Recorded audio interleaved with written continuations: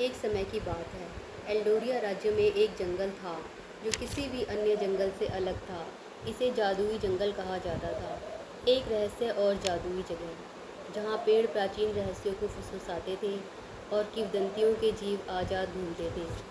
Eldoria के लोग इस जंगल से डरते थे और उसकी पूजा करते थे, क्योंकि यह कहा जाता था कि जो इसमें प्रवेश करता है उसे या तो बड़ी संपत्ति मिलती थी या फिर वह कभी वापस नहीं आता।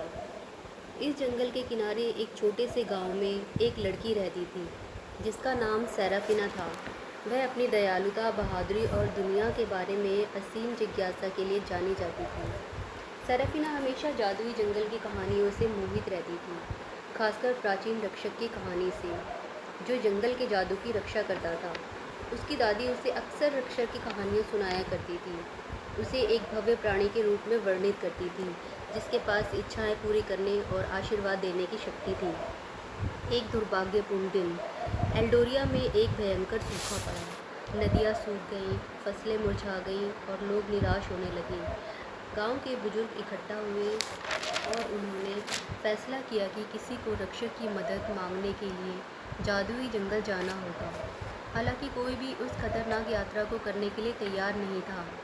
अपने लोगों की पीड़ा से प्रभावित और अपने साहसिक स्वभाव से प्रेरित सैफरीना ने जाने का निर्णय लिया। अपने परिवार और दोस्तों की विनती के बावजूद वह अड़िग रही। उसने कुछ आवश्यक वस्तुओं का एक थैला, अपनी दादी द्वारा खींचा गया नक्शा और अपनी दृढ़ निश्चय के साथ यात्रा शुरू की। जैसे ही वह जंगल में गहराई तक गई, हवा में जादू घनी होती गई। पेड़ अपनी इच्छा से चलते हुए प्रतीत होते थे, उसका मार्गदर्शन करते हुए, जबकि चमकते हुए जीव शाखाओं के बीच होते हुए उसका रास्ता रोशन करते थे। दिन रात में बदलते गए और सैफरीना की यात्रा कई चुनौतियों से भरी हुई थी। उसने जंगली जानवरों, खतरनाक रास्तों और पहेलियों का सामना किया जो उसकी बुद्धि और संकल्प का परीक्षण कर रही थी। अपनी यात्रा के 7वें दिन सैफरीना जंगल के दिल तक पहुंची, एक ऐसी जगह जहां की सुंदरता और शांति अद्भुत थी। वहां एक दिव्य रोशनी में नहाए हुए एक खाली स्थान पर उसने रक्षक को पाया। प्राणी वाकई में किंवदंतियों के अनुसार भव्य था।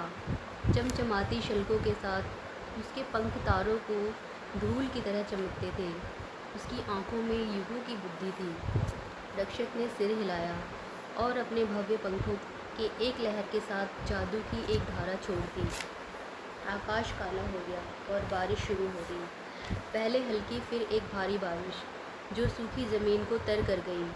नदियाँ भर गईं, फसलें जीवित हो गईं और एल्डोरिया राज्य बच गया। जैसे ही बारिश जारी रही, रक्षक ने सैफरीना को एक और उपहार दिया, एक लॉकेट जिसमें उसकी जादू की एक अंश भरी हुई थी।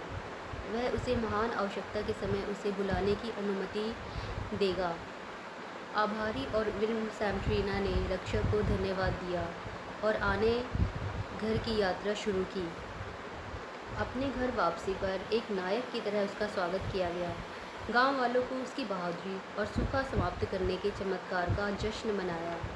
एल्डोरिया में जीवन फिर से फलने फूलने लगा और सैफरीना एक प्रिय व्यक्ति बन गई, जिसकी कहानी पीढ़ी दर पीढ़ी सुनाई जाने लगी।